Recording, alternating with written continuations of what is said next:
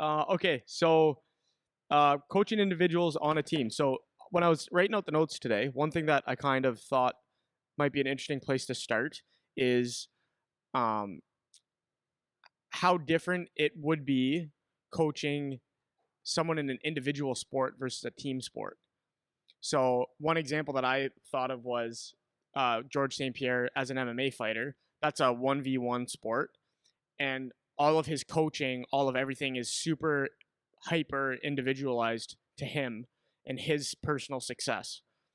I would imagine, I haven't coached an individual sport before, but I would imagine things like tennis or whatever other sport where it's just you that you have to worry about is probably a lot different than coaching a team style sport.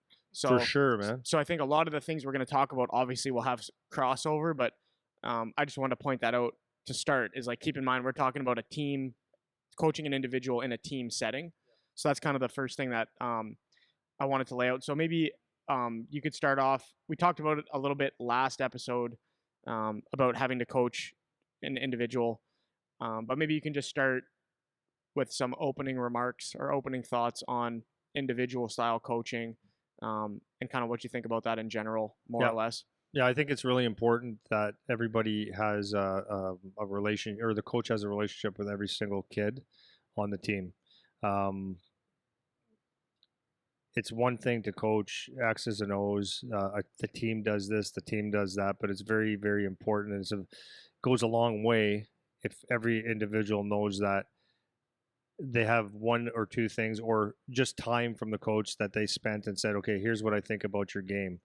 And within that, like number one, the kid feels, the player feels, I shouldn't say kid, the player feels like, okay, you actually care about me. Like you actually are watching my game and you're giving me something individual to work on. Because you could just say, like, I want to, if you're saying I want to be a high scoring fast team, but you're like the slower guy that hits people, let's say, then does this team even apply to me? So it's really important to take kids individually and show them their strengths and weaknesses. Like show them this is what you're good at.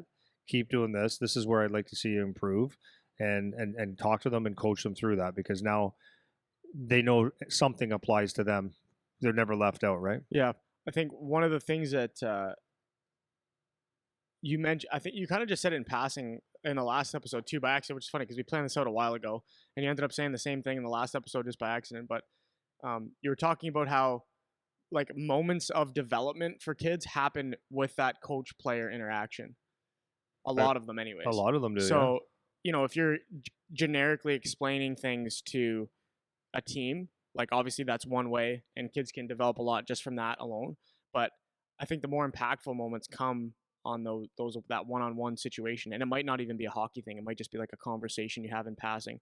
Because I say this all the time. It's like I'm shocked and surprised by the types of things that kids remember that I said.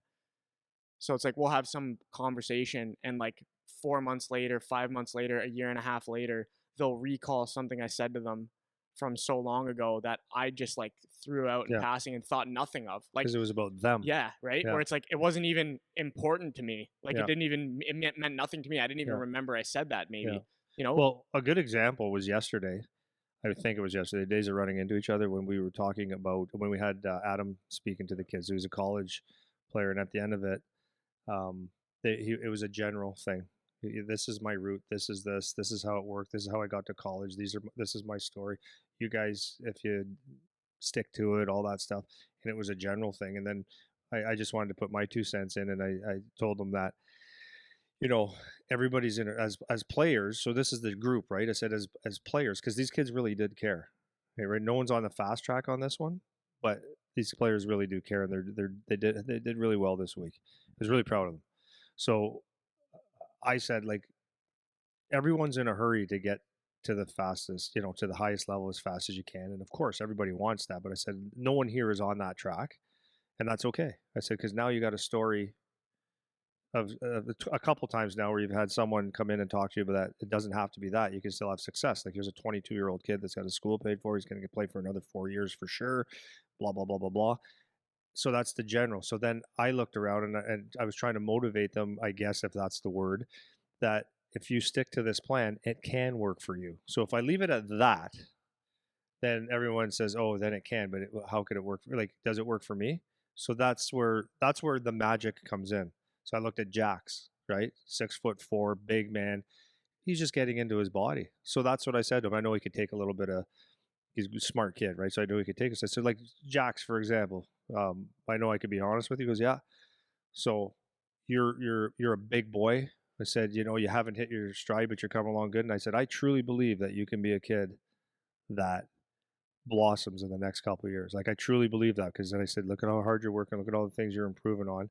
You're getting into your body. I said, but you know that you have to do some skating, right? Would that be your weakest? He goes, yeah, probably. I said, so if you took the next 6 years or 4 years and really, really did things just to work on skating, where do you think you would be? And he's like, yeah, so I gave that as an example. I went around just to a couple kids, like Luke and a couple kids. I said, like you've improved so much in the last. That's the difference now. So they took that general thing, where a lot of them were probably, yeah, this is cool, maybe because it over, and then you individualize Make it. it And it's like specific. now it's like, Yeah. oh, like now I like this speech, and now the coach believes that I might be able to do something. So do you think that kid's going to go home and watch TV, or is he going to get coach actually believes in me. He pointed me out in front of everybody that I'm Right. one that can do it. And so with that second kid, it's funny because literally from yesterday to today, I noticed a change in his 100%. personality, just Yeah. how he was behaving with the group. And this isn't, it's not blowing smoke up their ass, right? Because I use real life examples where I think they could benefit, right? And if it makes them work that much harder and improve this much more and get to A level, that's awesome, right? But the most important thing is like people will like as a coach, you'll influence people, and you can do it one way or you can do it another. A lot of the times it's negative, and I don't mean you're not allowed to give kids shit, but a lot of the times they go, "How was like I okay?" So I asked a goalie the other day. He plays for the Ottawa 67s, and we went back to youth hockey. So, how was he as a coach? He goes, I don't even want to talk about it. He couldn't stand him. He gave me all these things. He goes, I don't even want to go there. And he said, I don't want to talk about it now. That hit him. Whereas his coach in junior, he goes, I love him because he speaks to him. He plays and all that stuff, but you make a difference in the right way. So even if you're critical, if you're breaking down a kid's game, you're giving them attention. Well, and think about the no, like what happens because coaches that are like this are so few and far between that do this kind of stuff. So for these couple kids that we saw, like light a fire under their ass, and now they're good to go. But then as the weeks go on, and as the months go on, if they're not, it goes back to that environment thing again. If they're not in an environment where they're getting that, it's really easy to let that fire fizzle out, or like the next thing that's more dominant in their environment comes and takes them over. And they're just so impressionable at that age. And I remember it used to do that to me. That's why that camp I used to do with you at the end of the summer, my dad would let me do one camp. It was your camp. It was the end of the summer going into the season. And I would come out of that camp just firing Yeah. because you do the same thing to me. You would do the Yeah. same thing. But how this is the thing though. You're on the ice and you see a kid do something well, or you see him do something well 10 times, or you see 2 days of doing really well. Why wouldn't you say, Eric, you're having a great week? Oh, thanks, coach. That's nothing, but it's something.